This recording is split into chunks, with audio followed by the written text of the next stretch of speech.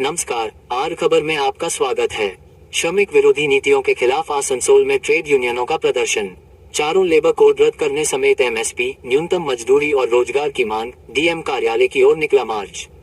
श्रमिक विरोधी और कॉर्पोरेट समर्थक नीतियों के आरोपों को लेकर देश भर में ट्रेड यूनियनों का विरोध प्रदर्शन जारी है।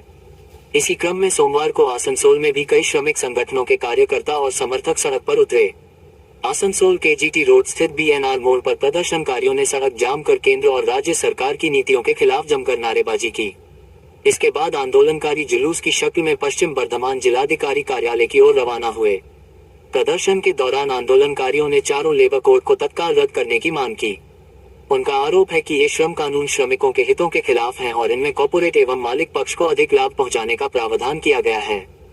इसके साथ ही किसानों की उपज के लिए न्यूनतम समर्थन मूल्य यानी एमएसपी की गारंटी, बेरोजगारों को आर्थिक सहायता, असंगठित क्षेत्र के श्रमिकों की न्यूनतम मजदूरी बढ़ाने और सरकारी एवं सार्वजनिक क्षेत्र के संस्थानों में रोजगार बहाल करने की मांग भी उठाई गई। एआईसीटीयू के पश्चिम बर्धमान जिला कमेटी के सचिव प्रदीप बंद्योपाध्याय ने कहा कि श्रमिकों और आम लोगों के हितों के खिलाफ नीतियों के विरोध में देश भर में आंदोलन शुरू हुआ है। इसी के तहत आसनसोल में भी यह कार्यक्रम आयोजित किया गया। उन्होंने कहा कि श्रमिकों और किसानों के हितों की रक्षा, उचित मजदूरी और रोजगार की मांग को लेकर आंदोलन को और तेज किया जाएगा।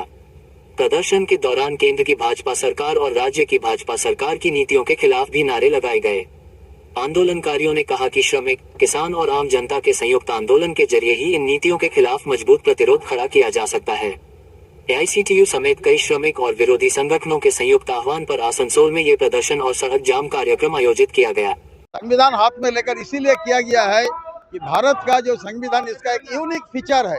इस यूनिक फीचर यही है कि संविधान पृथ्वी के अंदर में, विश्व के अंदर में सबसे डेमोक्रेटिक संविधान है। जो चीज संविधान में कानून का तौर पर ढुकाया नहीं गया था, उनको directive principles of state policy में रखाया गया था। और ये एक यूनिक फीचर है इंडियन गवर्नमेंट का, जो विश्व का किसी गवर्नमेंट में नहीं है। इसीलिए ये जो एक डेमोक्रेटिक जो सेटअप है हमारे देश में, इसको खत्म करने के लिए, ध्वंस करने के लिए बीजेपी आरएसएस कोशिश कर रहा है। इसीलिए संविधान का रक्षा करो, डेमोक्रेसी को बचाओ, ये हमारा एक तो बड़ा दावी है, सबसे बड़ा दावी।